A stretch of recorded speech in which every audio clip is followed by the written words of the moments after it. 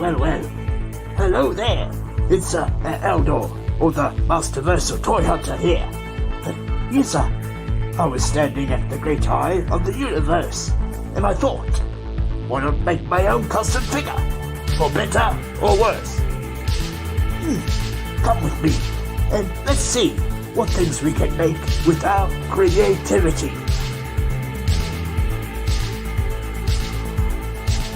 Ooh, well, don't just stand there. Come on down.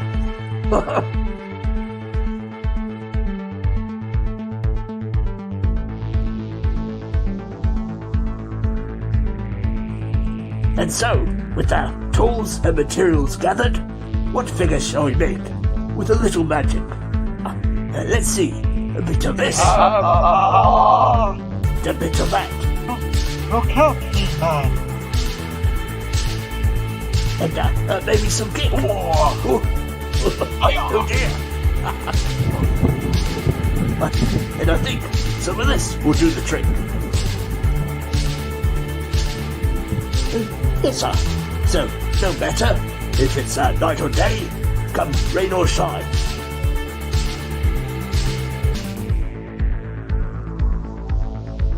I think it's a good day for some custom figure time.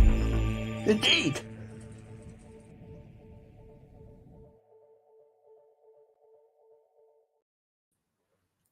Good evening, everybody. It's Eldor here, or the Masterversal-Toyhunter, and welcome to this episode of Custom Figure Time Live, where I'll be highlighting some other creative ladies and gentlemen in the community there. And yes, normally I'll have a standard series coming up soon where I do my own custom works, and I'll be making videos on how I go on about that. But this special live section is reserved for getting to know other creative people in the community. And yes, without further ado, I'll bring in tonight's guest, Kenzo'S creation. Hey. Good evening there, sir. Good evening. Yes, we had a bit of a rough start there. My sundial wasn't quite synced up correctly there. Hey, the time change from here to Eternia is just bonkers, man. It's forget it. Oh yes, I had troubles there sorting out a time for Motu lifelike figures there because he's on a different time zone altogether. So I had to sacrifice my sleeping in the morning there to get on with him, and hopefully everybody else around will be able to catch that one, if not on the replay. There you go. And yes, how about we say hello to everybody in the chat there. So yes, first off the bat, we have a toy mama, Christina. Yes, good evening. Thank you for joining us. And following close behind there in second, we have Adam there from Radical Toys. Good evening, my good sir. Yes, he's just finished up a wee live news piece there on what's coming up soon with Old Entertainment Earth and those drops of the new cartoon figures and also pre-sales starting tomorrow with some of the new Masterverse line coming up there. And then we got got a surprise there with old Skeletor on the old Stranger Things. Yeah, that was a good one. Packing some nice surprises there. And then we've got, of course, the Mattel Creations sale of the V-Friends and Skeletor there. So he's another interesting one with his many face swap outs there and what have you. And of course, you're not rolling if you don't have the Nolan. What's good up, evening Nolan? there, Nolan, my good sir. Yes. Thank you for coming in. And following in, we have J.G. Hobbies. Good to see you again there, sir. Yes, he's another one on Radical Toys there at times. And yes, we have a Radical Mum there, Mary Atwell. Yes, pleased you can join me. Good evening. And who else? Everybody's saying hello to each other. That's what we like to see. That's all good. All right. Let's start things off there. And as I usually do, I ask her, where on earth are you from there, Kenzo, sir? Well, I'm pretty much smack dab in the middle not really quite in the middle, but I'm coming from Colorado, USA, right in the middle of the United States. It is one of those where even for myself, it's odd when everybody does their live streams. You've got people on the East Coast, people on the West Coast, and I'm here in the middle, so everything is off by an hour or two, one way or the other. So it's always kind of strange. Tell me about that, indeed. Being in the mountains. But yeah, so I was actually born in Yuma, Arizona, one of the hottest places on the earth. I don't think it's ever snowed there. And then when I was 1, my folks moved over to Colorado, and I've been here ever since. Is that where they had the old salt flats there? Is that Summer Place House? A little south of that. That's in Utah, so it's a state over. It's actually a state over from me now, or a couple states over from me now, and then a state over from before. So yeah. Right. Yes, we had one of our inventors from Eternia here back in the day. He was a bit of a speedster there, and he set one of the land records in his Indian Scout motorcycle that he heavily modified and so forth. And he was giving all these fellows in Ariti Beach a run for their money. And he sped past all the biker gangs and so forth. He was a very interesting fellow there. He would sacrifice all his bits and pieces that he molded and fabricated that didn't work out quite so well to the god of speed there. He's like a little shelf filled with all these different gadgets that he's come up with, and he had an interesting way of trimming the grass in the front yard there. He just set it all on fire. Hey, if it works, right? He eventually made it over there to the salt flats to test his metal there, as it were, and shock the pants off all the people attending that event. And so yes, how's the weather out there for you now? Obviously, not as hot. Yeah, we're starting to kind of get the leaves are changing, and like today was a crisp 75. It was perfect. It was one of those days. Like if they say you go where you want to go and you die, it's gonna be fall all the time, because in this between end of September, early October, all the way to November, it's my favorite time of the year. Perfect. Yeah, absolutely. Yes, some about this time, some people say it's entering, the good weather's there, but we get all sorts of white paths, wind, rain, and shine, and the old lightning sometimes when old He-Man gets at the front there and has to call on the powers of Grayskull, Yeah, and we get a bit of a light show when it jolts me to alert there. I think I've seen it jolt you a couple times. Yes, I've seen a bit of a lightning sparkles there that you've shared on the old Instagram there at times. Yeah. All right. So when you were growing up there, what interests did you have, or what toys did you most love and play with in your childhood? It's surrounding me right now. I grew up, so it's one of those things. Wasn't well off. I mean, we didn't struggle that much, but we were okay when I was growing up. But Masters Universe was number one. Absolutely, it was number one. I did dabble with some Mask. Loved the Mask cartoon, and so I always did. I watched them all, but as far as collecting, Masters Universe, Mask. I didn't get any Thundercats. Some G.I. Joe. I always remember I had that Battle Armor Cobra Commander in that bubble. It was. Oh, right. I look at it, I wish I would have kept all that stuff, but mostly though, Masters Universe was my go-to all the time. Yes, most of us around that age only had a few sparse pieces. I'm much like you there in that respect. I only had a two Master Universe fellows. There was a Skeletor and a second-hand Prince Adam that father's friend had given me there. Of course, that's missing cool. All the those mean more, right? Things. Yeah. Had maybe one or two Transformers and of course the old G.I. Joe there. I remember that fondly, but I don't have. I have a lot more than I did back then. That's for sure. Yeah.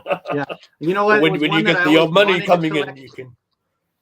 No, when you get the old money coming in there, you have a bit more freedom to. And Mattel knows that. They all know that. They know all these kids that made us the most popular brand and the most popular toy around. they're grown-ups now and they have their own money. Let's redo it. It's going to go out the doors. Yep, absolutely. For some pieces, yes, and others no. But that's and they've had struggles with the old distribution.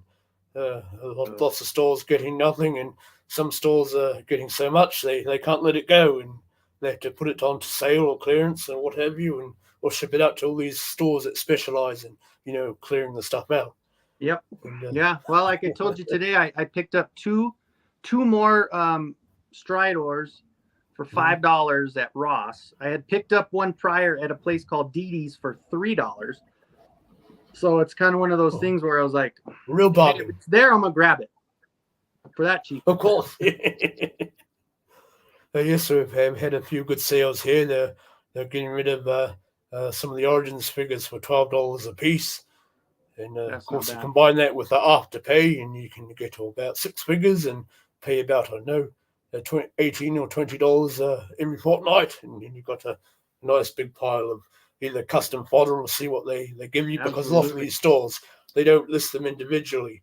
They just listed as assorted figures. So you don't know what you're going to get, really. And one of those things.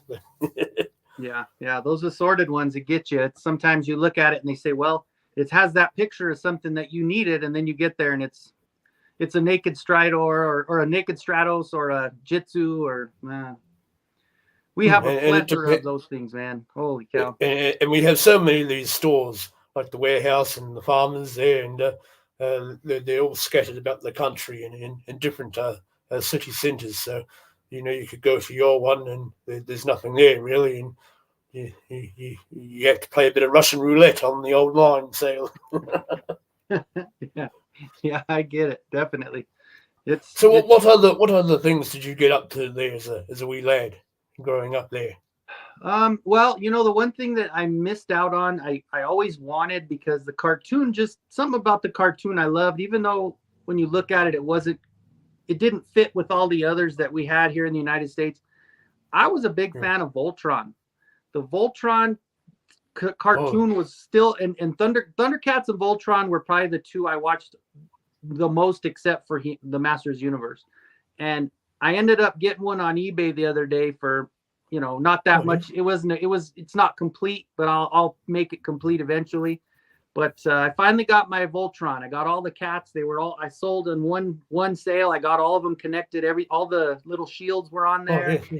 It was great. So I put together the Lego. I put together the Lego Voltron there not too long ago. I won in a bit of a competition. So you get to make up all the lines, and of course they transform and join. But sold that quite a wee while now. But yes, that was a good wee show there. The old legendary Defender. Yeah, absolutely. It's funny. I believe you had a bit of a car. I believe we had a car. Oh, yes. Sequel, was it? And I should have brought in here my animal. There was just based. This was advertising at its finest. When I was younger, there was a commercial where there was these big monster trucks driving around, and the claws came out of the tires, and it says nothing can stop the animal, and that truck just drove over everything, and it was one of those where I said and finally my mom it was one of the Christmases I got, and I just got that one again the other day on eBay as well. So it's one of those where, yeah, it was cool, man. But they really got me with that commercial. Yes, of course, we had the old Power Rangers not too long into that, and they had a plethora of different robots you can all put together and stack up and what have you. Yeah, I might have been a little bit older for the once Power Rangers came out. I think I was transitioned over to sports and girls at that time. Oh yes, you'd moved on in your interest there by the sounds of things. I was old enough. I think. So what did you want to be when you'd grown up? Oh, do you have any thought on that? So many things. Well, it's funny because when I was younger, especially as soon as 5th grade hit, I think I was on the basketball court every day.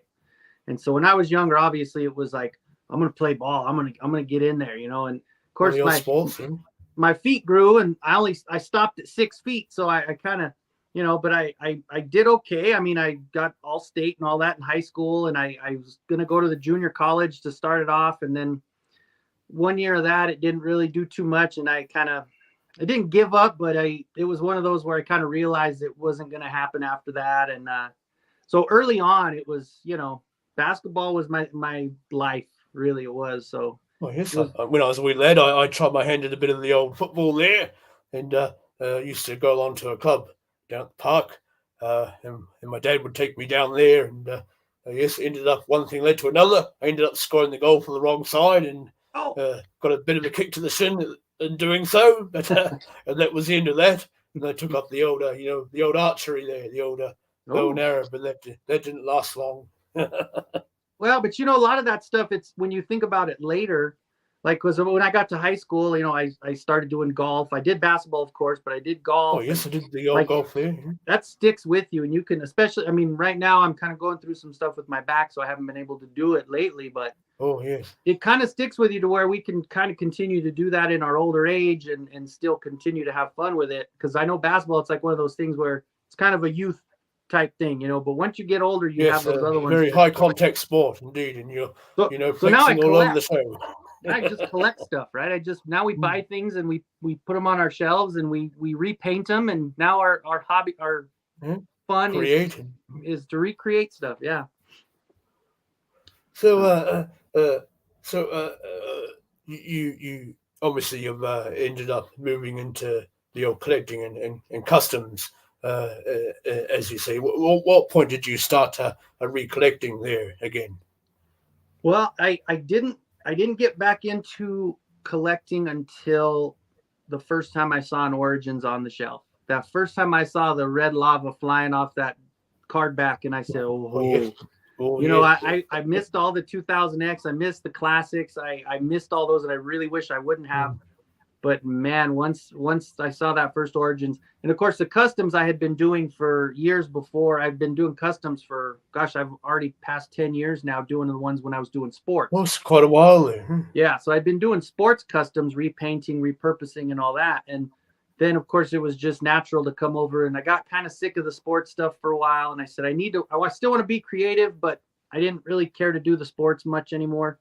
So I came over to the Masters Universe, and rest is history there. But something's in the house. We had Thanos Copter in before, and Attorney and Royalty. There we go. Mikey's in the house. Yeah. Okay. Welcome, guys. Thanks for tuning in. Looking at my good evening, all. All right, where was I there? So we got into just talked about when you started collecting and getting into customs. Indeed, I had collected a few of the classics there, I believe. Pixel Dan, I wandered onto his channel there one time when he was going through all those figures about, the time I think they were sort of midway into production there. And yes, I bought a good few of those ones, and a few were still on mint on card, of course. But yes, sadly, I had to end up selling them. It's another harder pill to swallow when you're a collector there, having to, have do the adulting as well as the collecting. Why do we have to do that? I kick myself quite a lot still. Having I just got back into when Origins came out, as you said, and yes, I almost won back the old Mosquito that I sold a person about 7 years ago, and he put it back up for sale there, and it was still minty fresh and with the mailer box there. And so I tried to bid on that, but then sadly my Great Eye of the Universe at the time spent the dummy on me, so I had to all that gold that was going to buy that back had to go to a new Great Eye of the Universe, and here we are. Yeah. Best to stay on the old airwaves, I think. Yeah, no, it's life will kick you. I know that's one thing right now. I don't.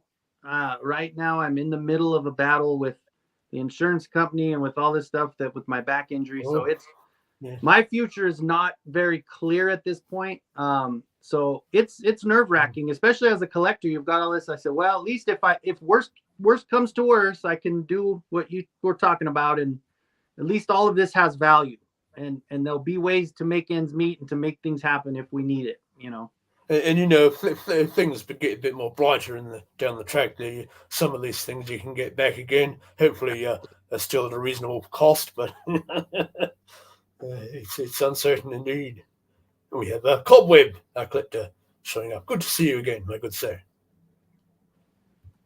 What's going on, Cobweb? All right, so customs. You mentioned you were repurposing sports. Was it figures there and?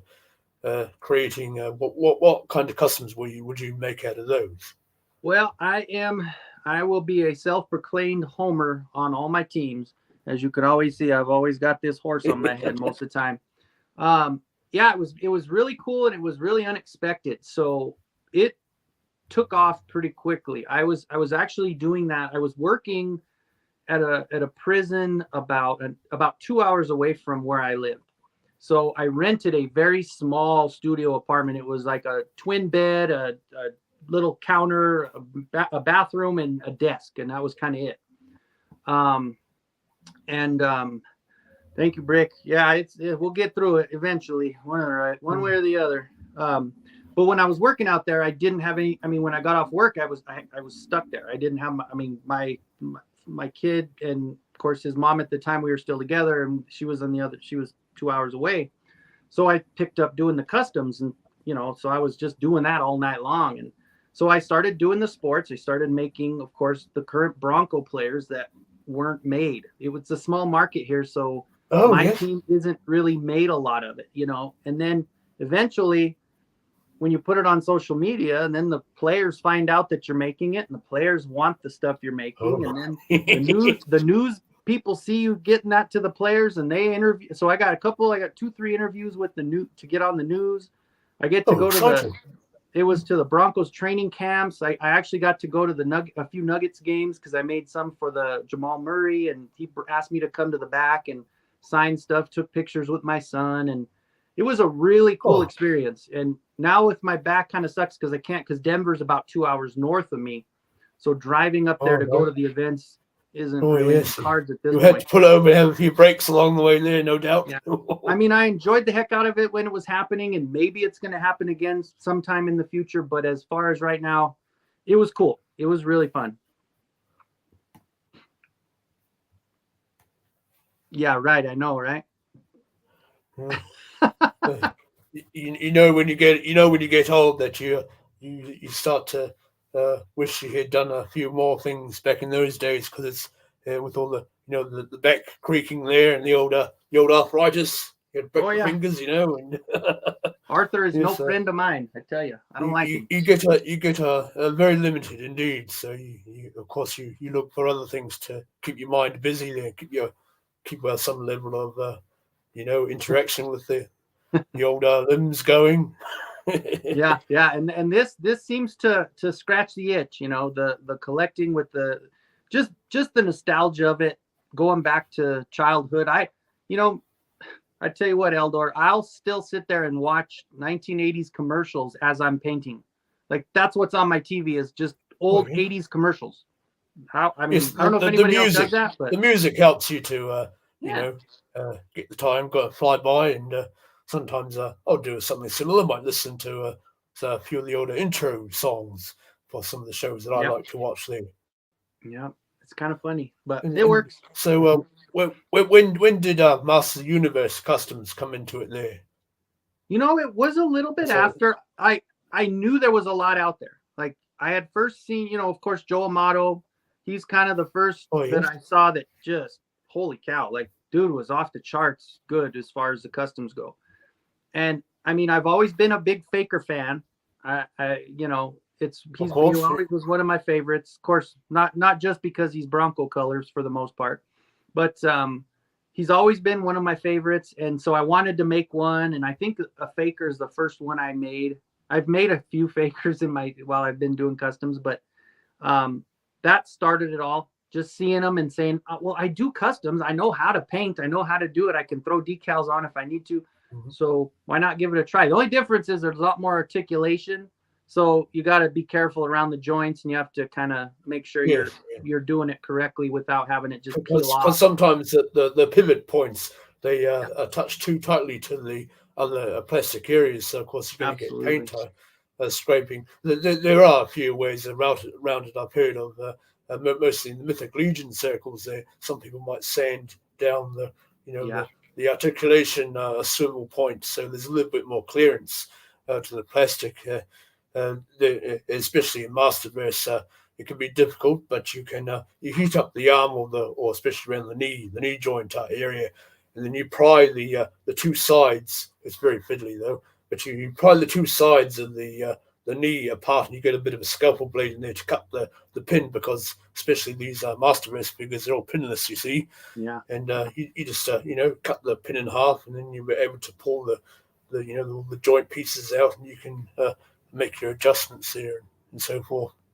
Yeah, and that's one thing I do, because I do have a few that I could already tell they've I pose them and I stick them up there, they're good, but I do make sure, because if you don't do it that way and you don't take your time and take it apart and make sure you get it all, you'll see it. You'll see that paint kind of come up. There are some that I know that you kind of almost say you cut corners to do it the other way, and it does tend to chip a little bit on the bends and on the joints. So yeah. So sometimes in my custom work, I'll try to find all the colors I need that's been pre-molded there, if possible. I try to listen as much to the paintwork as I can, but some areas require it more than others. Well, I got to say, Eldor, with all the stuff that I've done, I can tell you that a lot of it, I kind of ended up, when I started doing more of we were just talking about the talented artists that make these 3D print models that I've been printing and all that. I still feel a little bit like I'm cheating, because before, when I first started doing customs, it was all Frankenstein. I was pulling football guys' heads off and putting arms on and doing it all like that, like kind of how you think it would be done. And then seeing what you do, holy cow!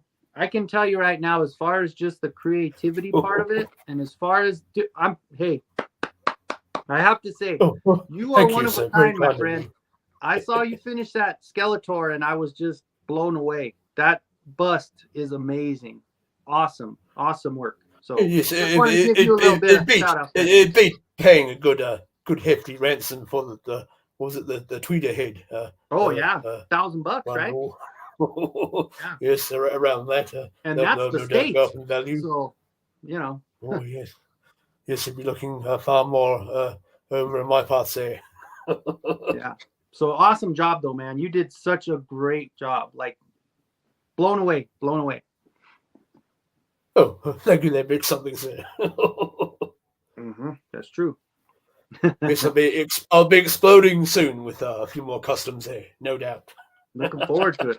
Always looking forward to it. Those in the little box openings, mail call. That's always so much fun to watch. So keep it going, man. You're doing great. Yeah. So I've become busy there with a few commissions rather, and yes, I thought just doing those small ones will keep my presence up there on the old YouTube land, and I thought doing the live videos like this is much more easier. Also, than sitting for hours and editing and so forth. You can just painful sometimes, isn't it? Well, I gotta switch it around a little bit, and I gotta ask you a question. When did you start getting into customs, and when did you start doing like commission work?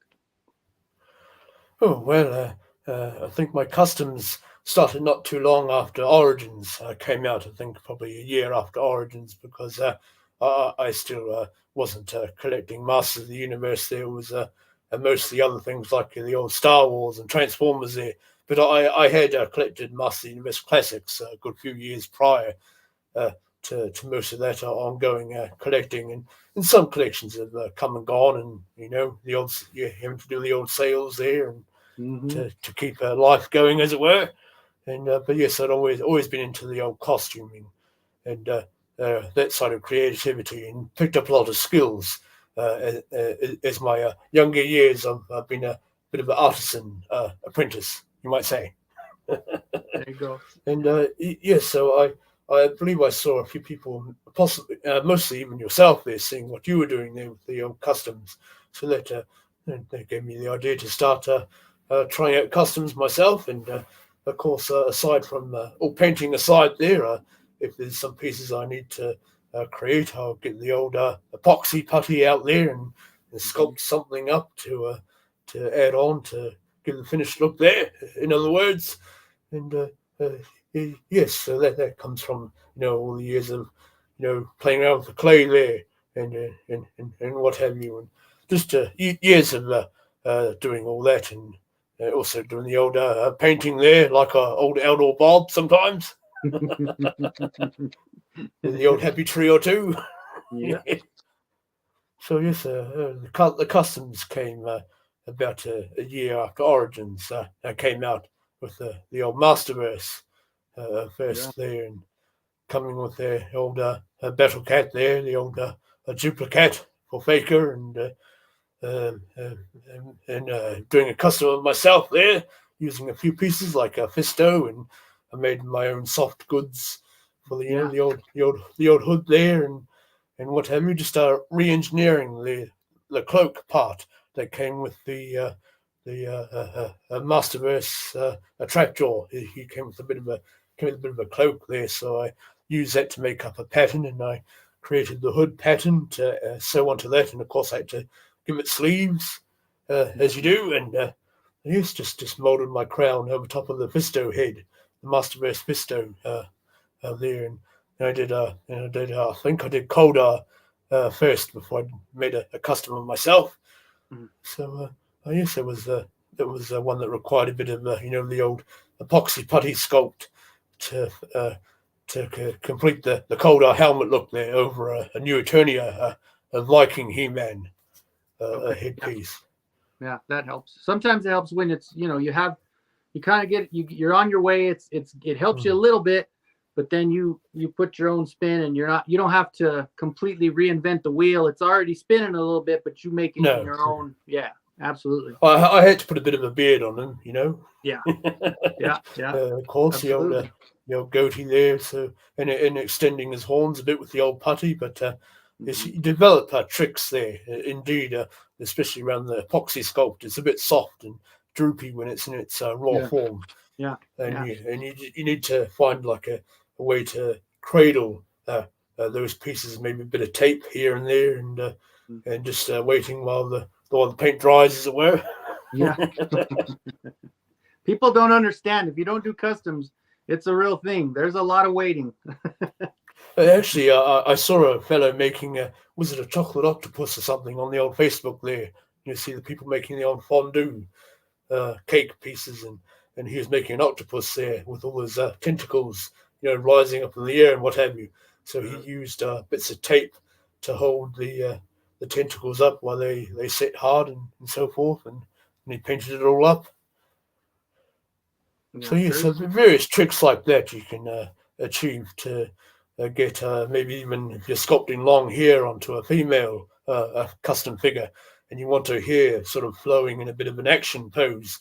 There you set up bits of sellotape around the shoulders there or something to hold those pieces up in the air and what have you. And yes, I had to do that with my sorceress statue. She's still a bit of a work in progress until I can get some more materials there. But there was one trick I used. Yeah, that's a good one. I know the one that I always used for, and that kind of goes back to the sports. I did a few of the Funko Pop customs, and I had to do one of a football player that had the big afro. So he had the big afro. So like on Eldo Bob there. If I used the sculpting stuff, if I used epoxy just for that, his head would be 10 pounds. There's no way I could get it. So I ended up just balling up foil. I used a lot of the aluminum foil, and then I did the putty around it on the top, and it came out great because even the dimples, you can kind of pre-do the dimples and then let the epoxy kind of fill it in, so it does look more like hair, and it came out great. It ended up going to the player itself too, so that was kind of cool. Oh, that's rather good indeed. Yeah. Yes, the old tinfoil trick also helps you to save on your material too, so you're not using as much of the clay or the epoxy sculpt, whatever you're using there. Dollar store tinfoil. I did we custom pop there for a friend in the old was it Attack on Titan dress up that they had on the show there, and so I gave it to her for her birthday. It was this one you could buy those blank pop vinyls you Oh, see, yeah. and you just The just DIY. sculpt over the top of those. Yes. So no doubt you got a few of those maybe. And Well, either that or I just keep buying the ones on clearance and then just primering them that's up the and one. then starting from scratch. You know, you get those I $3 see ones. they chuck a lot of them out though. The old landfills there. Yeah, yeah. You know what? Like I said, when I went to Ross today, I just went by because I had to drop something off to my son at his mom's house, and I stopped in just to look, and I walked around, and there's so much new stuff. I mean, the Transformers are everywhere. I didn't see any GI Joes at this particular one, but I've heard there are a lot of them. And then Masters, it's more of, like I said, Stridor is going to be everywhere. That's going to be your biggest pull for those. There's my little mural. So yes, I thought I'd bring up this little video I found of your Grayskull mural that you painted on the wall there. So what got you thinking of doing that? Did you see how other people have their collections and all the colors and what they do, or? Well, you know what's funny is that I kind of thought, you know, if I was going to do a live or if I was going to be on the computer a lot with this, I wanted a really cool backdrop that was kind of unique. Oh yes. And then what's funny is I actually on purpose, I kind of did it backwards. So if you look at the box for the actual original Castle Grayskull, that's the artwork on the front, but it's reversed. But if I'm using my cell phone a lot, if I'm doing lives or anything else, then it flips the picture, of course. And so the old flip, so you don't know which way you're pointing, you know? Yeah. and instead of doing the actual characters on there that were on the box, I thought, well, it's a perfect spot for the Mondos, because they held up really well with the 1/6 scale, and so that's why I used both those. Now I do have the Ultimate Skeletor coming for the Mondo, so I might switch the Revelation one, get him out of there, and then put the actual yes, I see him there. Ultimates there. So, but they fit well. I put little shelves there so I can stand, but you can't really. I colored them in so they're a little bit hidden. And then there's one there. Yeah, I just put the on the the Sky Sleds. I just put just some longer screws that were halfway in, and then I kind of set them on top of the screws, and they fit really well. I think I put 2 screws in there and then just set them on top. I see, but you see, you got my bedroom in the old shade there. yeah. Your lights out. There's Sorcerer's Chambers just in this one. Yeah. You got Zor flying right above. I just kind of did the same thing, put a little hook in the wall, and then I hung those up that way. And you got the old Air Raider there, and Wind Raider rather. And I see you got Stratos flying about there. But yes, it's a nice recreation, a bit of a battle. That was the first time I actually was able to bust out my world building airbrush. So it was the first time I did an airbrush on a large surface like that. So I think it was so-so, but I felt good about it, doing the mixing and the blending and a little bit like that. So I did use an airbrush for a lot of the whites on front, like the shine and the shade. I used an airbrush for those. I see you. There's a bit of a pinned image if you can find it there. I see. This looks like how you started there. Oh yeah. That's where, a lot of it was by hand, but then when it came down to it, I ended up doing a lot with. I wish I would have kept it on camera a little bit more, so maybe I could have done like a time lapse with it, but that's okay, I guess. I did still shots. Is that what they call it? Yes, I see. I've had a few videos shared there. People are going, "Oh, the speed of light there." Oh, yeah. How do you manage all that? So it's a bit of a time lapse. I see. Oh, yeah. Yeah, those time lapses are really cool. I want to get a time lapse set up on my my 3D printer, because they actually have it to where you can actually take a still shot as soon as it comes out, and then it goes back in, it gets another still shot. So when it's done, all it looks like is it goes in and then comes all the way out really fast. And it's an amazing process. And I definitely want it, because I'd like to show off the process of the 3D printer as well, so I can kind of show what I was making is on that. So how did you get the image drawn? Did you just freehand draw that all on there, or did you use a bit of an overhead projector and project a bit of a line drawing onto the wall? Maybe I did the overhead. I got one at a yard sale. I think I paid $8 for it, and it was the one where you can actually put the image in there. They're a very good tool.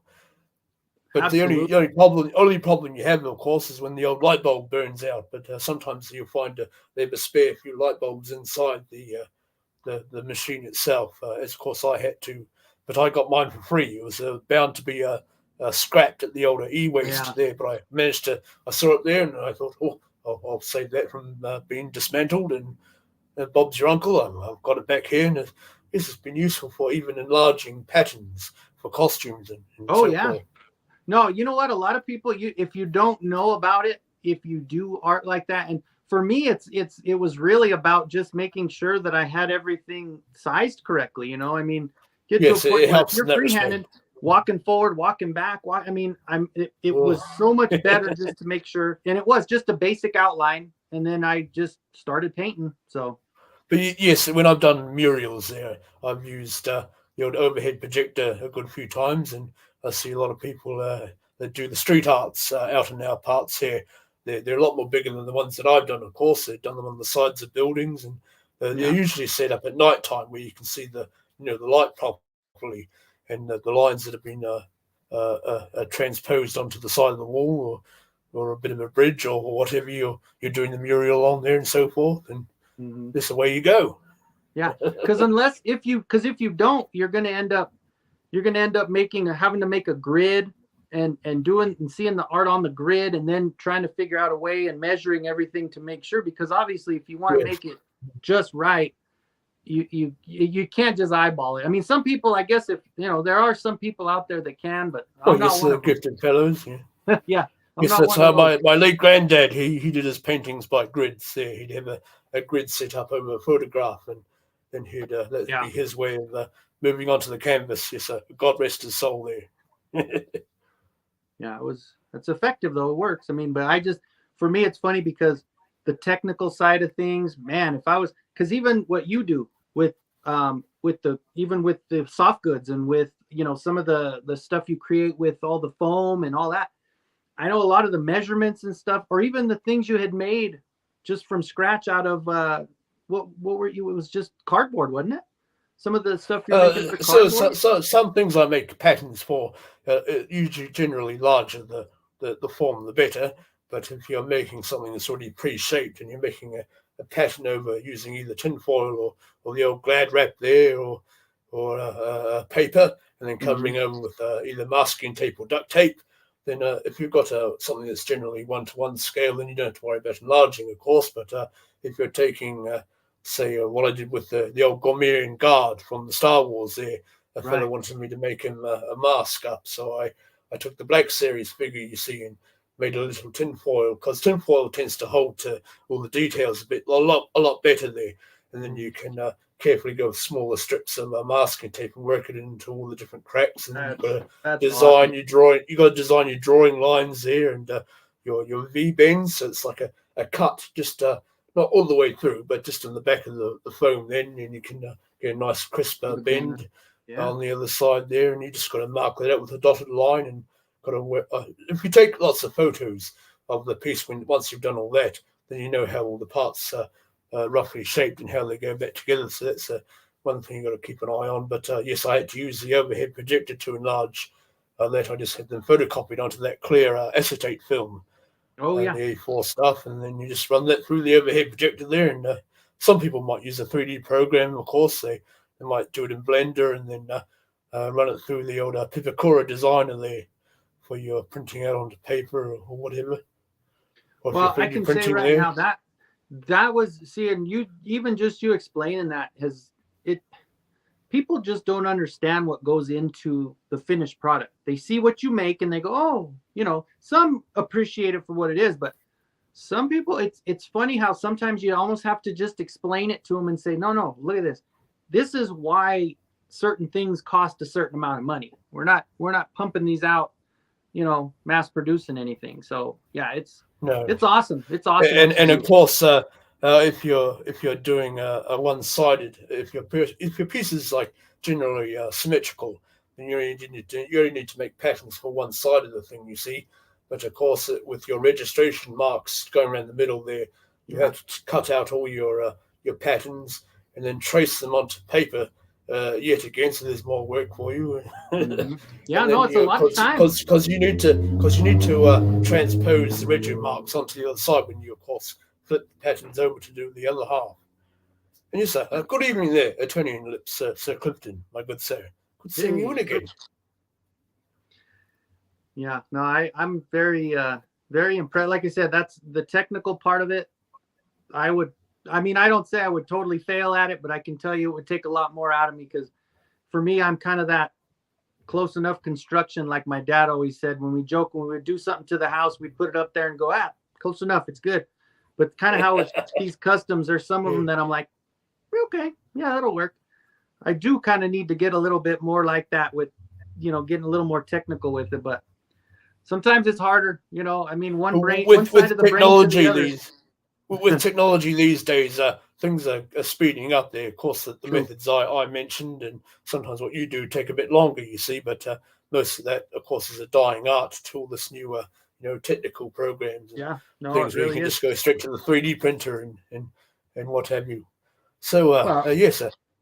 Just like custom figures there. This was a little mixture of all. So this was an old Whiplash. The neck is 3D printed. And so this was an RBL 3D print. He made this for the Snake Man. But then I ended up doing some putty on the outside and cutting in some scales. Oh, yeah. So largely there, sir. I forgot about that. Because that one is just the trap jaw, of course. And so I was able to kind of put that epoxy sculpt on the top and cut into the scales. And then I added the old this one, I believe, is a 3D print, and then I kind of tucked it underneath the tail. Right. But yeah, came out, for a Masterverse. I know we're going to get the origins finally, so that's exciting. Mm-hmm. But the snake was a 3D print, and I put that on top of Trapjaw's belt. So yes, when I was building my custom Grislaw, before Mattel Creations brought out their Masterverse version, I sculpted the Horde bat symbol there to stick on the. I had to make a makeshift because usually he wore like a harness piece, but we didn't have any harness pieces out that would fit him because of all the fur that I added onto him there. So I ended up having to cut up the Colt uniform that came off the was it the Trapjaw figure or something? And just make a little uniform out of there and stuck the bat symbol that I sculpted. Stuck that on top of that, the Horde logo there. And that's not easy to do. Oh no! Again, I had to make a little pattern there and cover it over with. Usually, what I do is cover with a bit of sellotape, and packing tape stuff to separate the pattern from the epoxy sculpt. Then you just work in the lines there, and you can add other details on top, like the wing frames and the Horde arc head over top there, and then you just carefully with a wet. You usually use a bit of water with the epoxy sculpt because it's a bit sticky, as you well know. And you just scrape that off, and you can cover a figure with a bit of Glad wrap because you don't want the epoxy sculpt sticking to where you don't want it to. And so just laying it and shaping it to the body form there, and letting the air do the rest there. Yeah, that's impressive. Yeah, that's definitely impressive. I mean, it is, and it's funny because, like I said, it goes back to not just when you know the process and you go, there's so much to it. I mean, and we love it though. We love it. That's what we love to do. Absolutely. And here we got Granamere there. Yeah, this one, there was one 3D printed part in this bad boy, and it was the head. This was a file I had, and I had to size it to go. I didn't want it to be too big, too small. I wanted to try to get it, I don't know if I printed it too big or not, but, and then of course the rest of it was just the gargoyle. Oh, you see, gargoyle buck, I was going to say. Oh, I did print the tail also. I'm sorry. So I printed the tail as well. But he was a fun one. I just did the red. I sprayed him. I used the airbrush, and then I did a dark wash to him. And the wash is another good method. Yeah, he was a fun one. It didn't take too much to make him, of course, because like I said, there was just 2 additional pieces on there that I made. Yeah. But I don't know where I saw the wings, and I said, man, that'd be cool. Even though Granamere's wings are little, as he's an older guy, I thought, how cool would it be to make a young, strapping young Granomir? Yes, usually the less you have to do to a figure is sometimes the better one. The better way of going about things. Much like my custom Wondar figure, I didn't have to do much to him. Just a few pieces there, like the Zodak armor and a few paint jobs there. Well, I did pick up a Zodak. Walmart was carrying. They had a Zodak and a Catra for $12. So I picked up those. So I may do a Wondar Masterverse with the 40th buck on that if I can fit it around there. Yes, that's what I use. The 40th. That's buck. the best one of all. I might as well, because it's the one that represents the way the vintage He-Man figure came out. He's a big guy. The bigger, bulkier upper torso there. Yeah, absolutely. Yeah, he's a good one. So it made sense, I suppose, to use him. Absolutely. The only thing is some of the armor you have to extend out because not all the armor fits on him very. No, yes. What I had to do there is, yes. What I had to do there, of course, is heat stretch the side straps there. It weakened them somewhat, so it makes it harder to push them into the wee blocking area at the back. You don't want to pull it too hard. No, indeed. You end up with two pieces. I had to make those adjustments using the Revelation Faker orange harness over top of the 40th buck. I had to stretch the side pieces out, but also detach the upper straps from the inside part, and then just lowered them down. So I have to glue them at a lower point, but they come together. Yeah, because it is just that top shelf that's got that huge bust on it. So yeah. Yes, Mattel's not making it easy for us to customize, are they? No, hey, but you know what? That's fun. I like the challenge. That's the beauty of it, though. Yeah. I can think like this one with the faker that I did. That kind of had it to where you can kind of see it's a little snug. Yes. Yeah. But it still end up connecting through, and it kind of shows off and I put the little jewel in the middle there. But he was a fun one to do. This one was actually my buddy Faker Battle Cat. He wanted to do a little competition, a little friendly competition. So he said, "You make your best faker, and I'll make my best faker, and we'll throw it out there." So.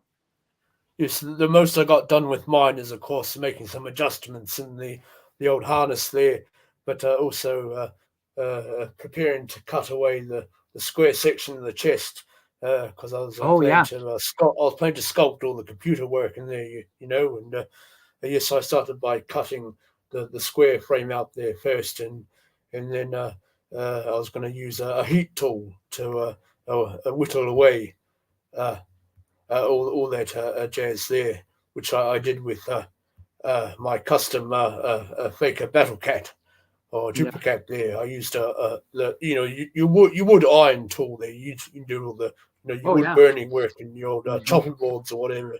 So I use that to do a lot of melting away on the figure and sometimes scraping some plastic away, because you can, using the flat head piece, you can move some of the plastic aside to make it look like a bit of the old flesh damage. Damaging, like the damage peeling away. Yeah, absolutely.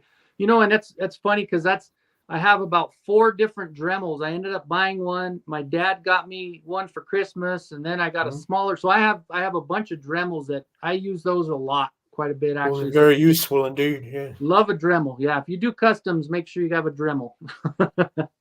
They're particularly more easy if you get the pin attachment, which is like a big cord that leads to the rotation piece, and it rotates a little bit of a wire on the inside. But mine broke, you see, so now I'm back to the awkward. Because it does. You can hold it like a pen when it's like that, and you can just you get a lot more control. And I like that. Yeah. I guess I'll throw my next one up. This was my this was before the Origins came out, so this was my. What is it? The Serpent Hunter or Serpent Claw, I believe. Serpent Claw. There you go. So I did him metallic. I made sure and used the metallic paint all the way through with the green. This is a 2000X piece. This is 3D printed. This is the 2000X piece with just an epoxy sculpt on there, and then I printed the. Yes, of course. They were a good size too. Those 2000X figures. Oh yeah, they were nice. And you know what I ended up doing I don't know if you could see here. I ended up just drilling it in and putting a pin, just like the 2000X had, but this has just a little aluminum, and it holds it in real well. And this was a 3D printed head that was, I don't want to say if I'm wrong, but I believe it's RBL 3D, but it might be one of the others. But this one has that mask that comes off. He's kind of tucked under, but I kind of like that mask. Yeah. It just makes him look a little more stealth, you know. Yes, similar to what they did in the Eternius Palanscada set for Origins. Yeah. You had a bit of a mask over, but you could cut it away if you wanted to. And but this one does the old. Oh, you see, he's not in there. Never mind. Hold on. The old does it shoot out or grab or?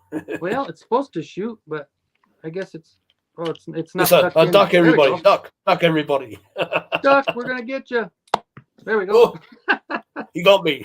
Oh, and there's his face now. He looks a little more in the older, upset, kind of steampunk style, right? Yes.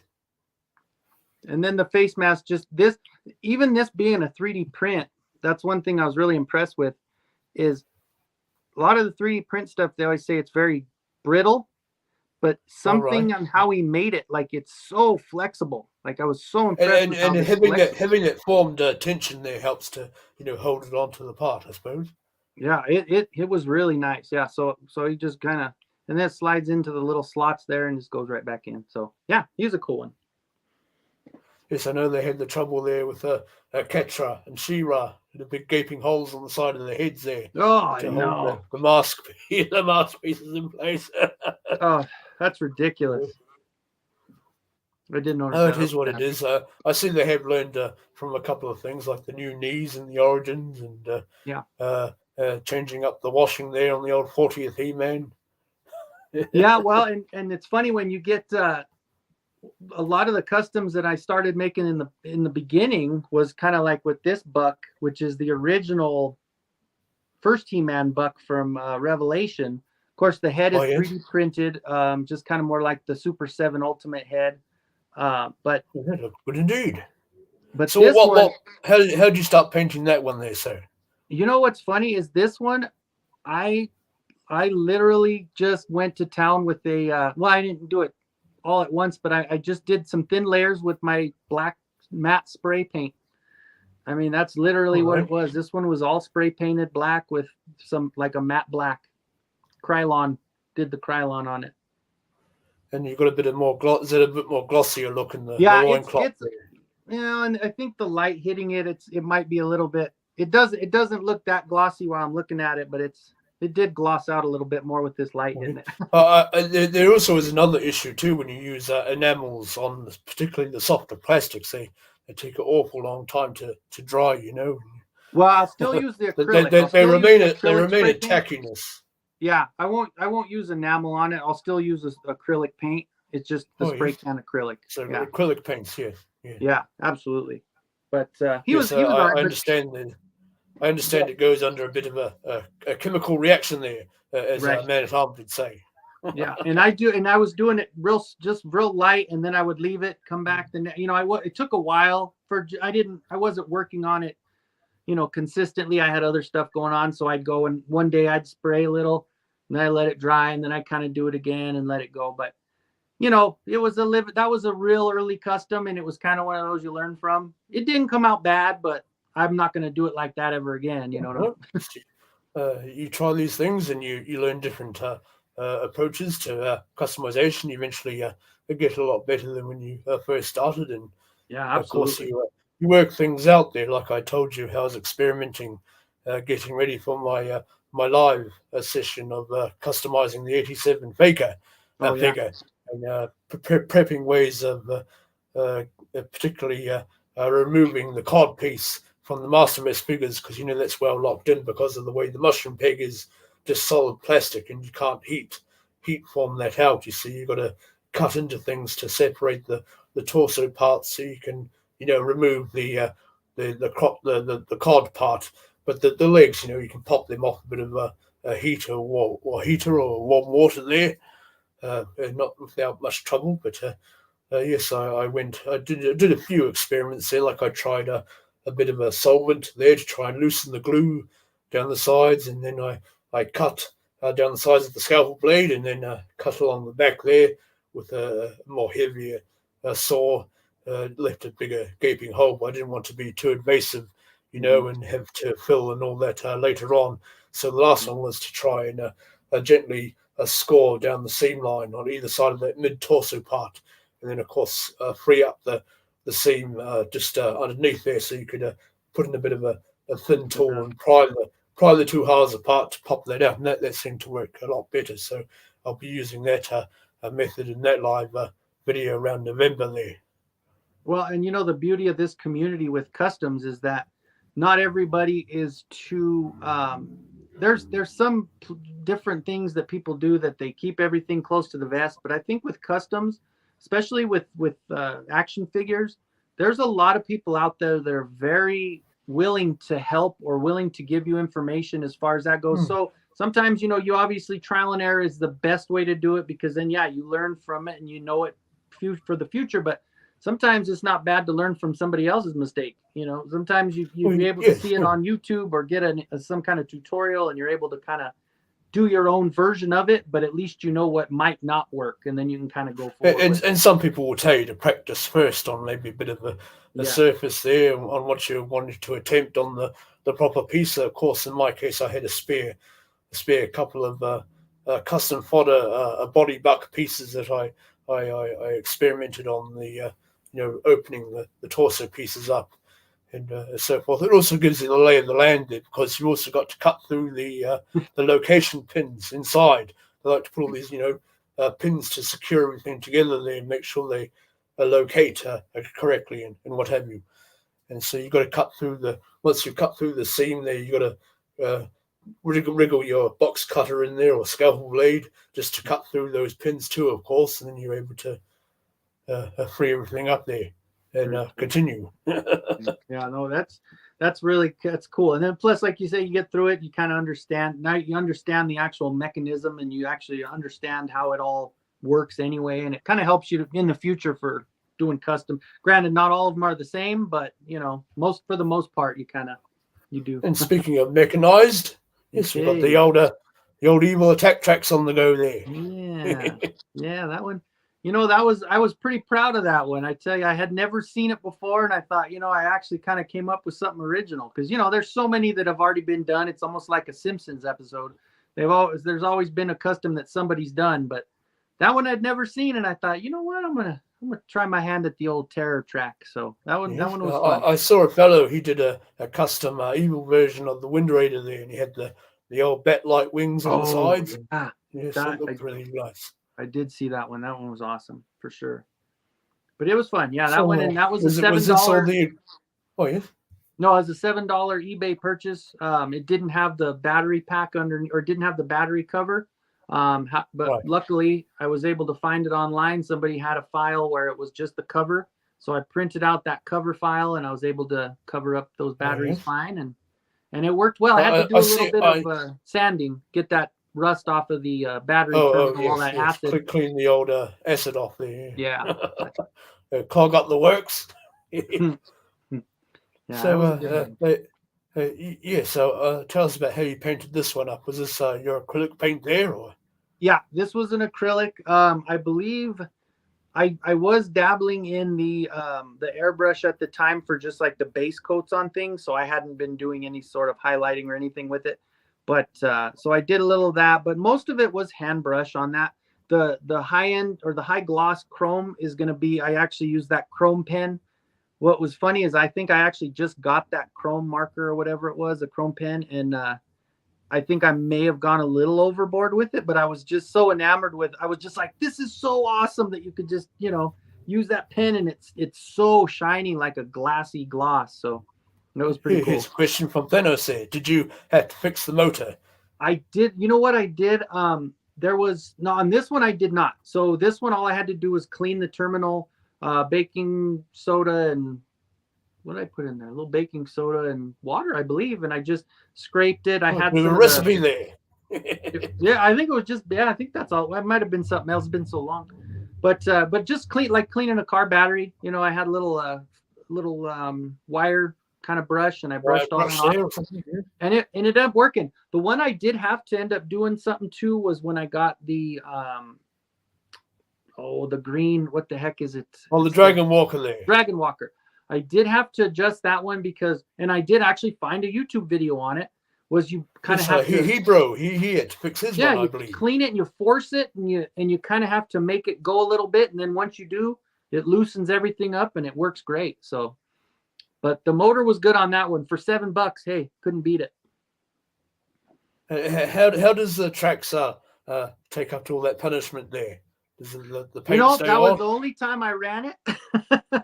And it didn't have the rubber. It didn't have the rubber covers on the middle either, so I didn't want to get too much paint chipping on it. But I would imagine those tires might. I mean, I did seal them, but I mean, eventually those might end up chipping a little bit. But otherwise, that's the only moving part that you'd have an issue with. So when I 3D printed those tariff claws to see all these yesteryear's toys running back to life. They're all engines going.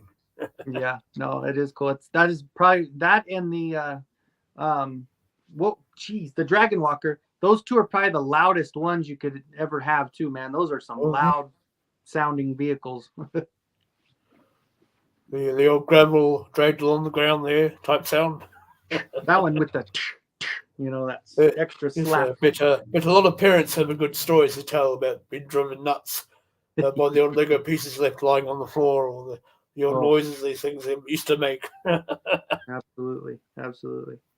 But that was a good one, though. I was pretty proud of that one for sure. And then just mixing in, like, the beauty of having like that kind of that clear green resin. I was able to kind of mix a little bit of the actual figure and 3D printing together, so it actually didn't do too bad with that to get my. I didn't. Do you ever do your own moldings there? So like your silicone and. No, I've never done any of that. I've seen some of the process, and I've actually seen it done a little bit.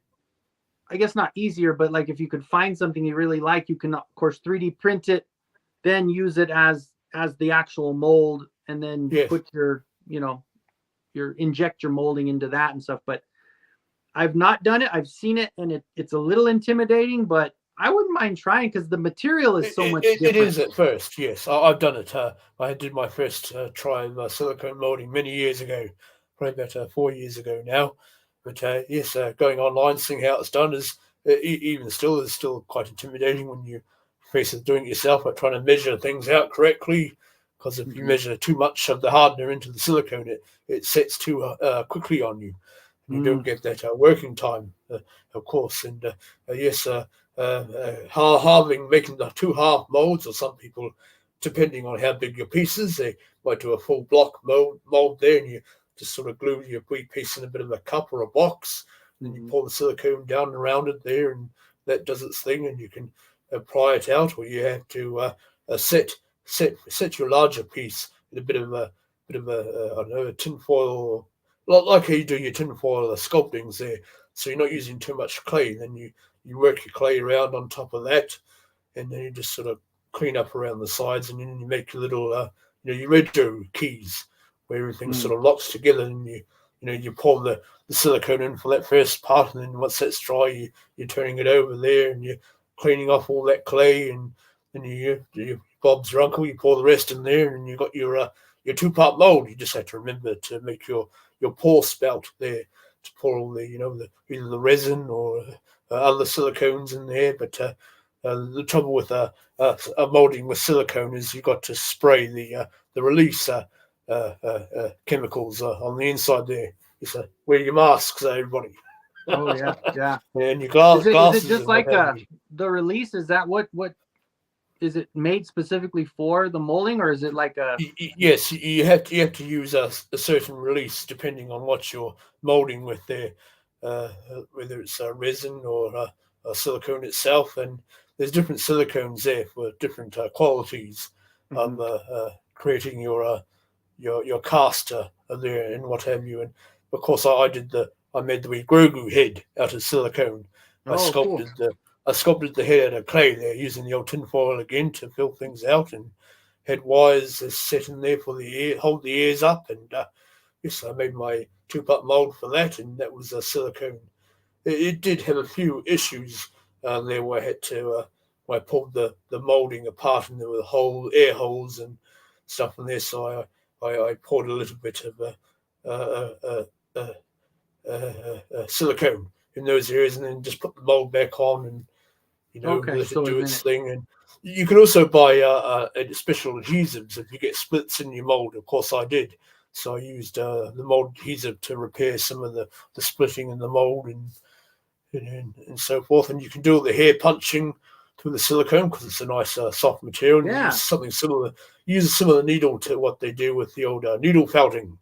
And it collects up all the hairs, and you punch the hair into the head and so forth. Yeah, that's something you can't see, and that's the biggest difference. You can't do anything like that with these things. There's no way. There's absolutely no way. I mean, they're cool to look at, but the functionality of it, and even just the mechanics, like if people do a full figure, they're able to make the parts that they need and put it together. Yes, it has to be individually molded. Yeah, and 3D print, you're going to have a little bit more brittle, and I don't think the best I've done so far is just the 5-point of articulation, and I use the magnets to kind of connect them and all that with the 3D print. But I don't think, until they get like a really flexible, not so expensive resin, because I mean, they have some of the stuff out there that can make the tires. They can make resin like that, but you're looking at about $180 for a liter, and there's no way. I couldn't do that. Some of these 3D prints too, they have a special gel that gets printed, especially around all the articulation areas, because some of these things can come straight off the 3D printer already ready to articulate. Oh, yes. Once you've blasted away all that filament stuff that supports the articulation printed parts. I believe Pixel Dan, he went through the old factory there. They have it. Mattel, and they were in one of the workshops there, one of the Toysmith shops, where they were 3D printing the Masterverse figures up there, and you saw one that had already done half of the body there, and you could see all the inner workings of where everything sort of sits in place to articulate and so on. That's really cool, and they can do it so precise. And the fellow there said, you after that's done, you take it to a bit of a booth because they're enclosed in like a cube of that stuff you have to blast away to clean off the figure there. Mm-hmm.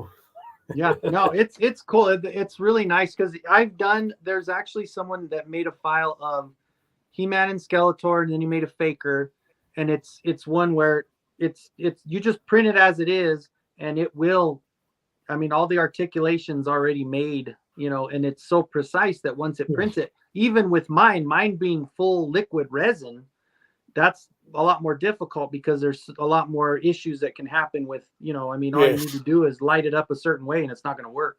But it still worked. It still did the articulation and everything after I was done. So it's impressive. Yes, I believe the resin printing, you have much more of a cleaner print and not much sanding to do. And correct. But it works. I believe it works with lasers, shooting lasers at different points inside the all UV resin, light coming up from the bottom. Yeah, absolutely. And the one thing about the filament is I would love to just get a filament printer, a larger scale filament printer that I can kind of keep just for diorama stuff, for bases or I could have probably done that collector pretty good with a filament printer because it's such a larger scale. It's a little more after work, a little more sanding, a little more, filling and all that. But of course you can make the larger items like that. Yes, of course, it helps to have a bit of a larger space on the old printing bed to do this larger work. Yes. Oh well, I think we've gone a bit over time, but that's all good. We're learning from each other and getting to know you and so forth. And so yes, what other custom plans do you have on the go there? Right now, I just finished this one. Of course, I just finished my little Battle Cat and Panther setup. Yes, your battle scene there. Of course, this one I made large enough to where I can put these are actually These are actually the saddles from the Origins figures. So these are it's big enough to fit those. So I have He-Man and Skeletor on it. It just, they'll keep falling if I'm moving it, so I'll just show it like this. But since I finished that one, the next thing, I was doing some of the armors for the classics as well. This one is a glow-in-the-dark resin, so once the lights go out, this glows just as much as he does. Whoa. So really, really cool there. But you know, I had a little issue with my computer. It was a refurb, and I ended up sending it back to Amazon because I didn't have it for too long, but I needed a little bit of faster processor. I needed more space to do the 3D printing stuff. And so I send it back. I should get my other one on Thursday, my replacement. I didn't send it back, but they're going to send me a new one, and then I'm going to send the other one back. And then I'll get started again. It's one of those, and plus with the Modis, like I just finished that Faker Moat, and I made them a little bit bigger to where they can actually ride it with Origins. But yeah, there's nothing, you know what? My mind has been kind of stuck on the collection now because we've had so many new releases that have hit us, and it's just been like overwhelming to where money's on the forefront of our minds with these things. Ooh, man, I tell you what, it's crazy. It's crazy, but I'm excited for all the new stuff to hit. Yes, I'm in the process of making my Moti puppet. I still haven't got around to making that up, but I've gone through the pattern stages as I aforementioned. I use the Jurassic Park Legacy Collection Brachiosaurus there for most of the main body there, and I used another piece I had to make the Moti head, just body casting all the patterns and then putting them onto paper there. So I have to find time to do that. But yes, I still got to make the legs and the tail. That's going to be so cool. I hope to have a bit of a Boglin thing going on there, moving really his cool. Eyes. And, yeah. Well, one of these days, I was just thinking about that. I saw someone had it on Etsy or whatever else, but I was thinking about that with you doing all this design and your patterns and all. I saw a Orko puppet, and I thought, you know, of course, it's all material. You know, it's all material, and I was wondering, I was like, man, I bet I wonder, I might hit you up for a commission there, Eldor. We might have to send you some Eternia cash and see if we can get a Orko. See, indeed, yes. That would be awesome. Figuratively speaking, John, good to see you in, sir. And thank you, Thanos Copter. I appreciate it. Yeah, the cat one was fun, man. That's the second one I made. The first one I sold, unfortunately, but this one is a little bit new and improved. It's bigger and it fits a lot better. So, you know what? And last, I forgot to show you my one of my favorites. So this was one of the first 3D prints. Yeah. And this is a 1/6, if not a little bigger than a 1/6. But you know what was funny is the process of the printing, the supports that were in the mouth were perfect. I said, I'm just going to leave them because when he yells, he has a lot of saliva coming out. So I ended up leaving them. And that was probably, he never had his lunch there. I didn't make the cape for him, but I thought, yeah, he was definitely one of my favorites, and he was one of the first that I'd ever done. So he's looking rather good there indeed. And this what happens with the quality of these resin prints, because I didn't have to worry about doing any kind of molding or sanding or anything. I mean, they fit beautifully. So yeah. So that was one of the other ones I forgot to show you. Oh, no, not at all there. Thank you, Nolan. Of course, he showed me that before, back in the green room there. I was quite impressed. And there's Sorceress Moti there. Got my little Motis, my little Tom Selleck Moti. All the different ways you can customize Moti there. And I see My Buddy's Customs, he used his color shift painting on a few of the ones that he got from you, I believe. Yep, he sure did. Orko there. A little scare glow action. Yeah, those man, you could do so much with the Motis. Those were fun ones. Absolutely fun ones. All right, well, I think we'll make a start to make a close up there. And do you have any shows or any lives coming up? Right now, it's pretty inconsistent. It's pretty consistently inconsistent. You just go over where the wind takes you, I guess. Goes where, absolutely. I'll join in where I can. And Mikey and I in Turning to Royalty, we try to get on the live every now and then. We usually try to at least do a little bit of advertising the day before, the day of. But other than that, it's just having fun and coming up with new things to do. But I appreciate you for bringing me on, Eldor. It was fun. It was really fun. Yeah, thank you for sharing of your time there. So yes, I've still got to figure out how to catch up on all these Instagram lives there. I've missed a good few that I've had to rewatch of yours. But yes, I hope to get on top of that and get and see one of your lives soon on Instagram. And speaking of which, you can follow Kenzo here on our Instagram, and the links are in the video description down below, and also on the YouTube there, where he'll drop a couple of videos there when he has the time or feels where the wind takes them there, as it were. Absolutely. And yes, thank you for joining us, everybody. And yes, I'll say a good journey and cheerio, everybody. Bye-bye.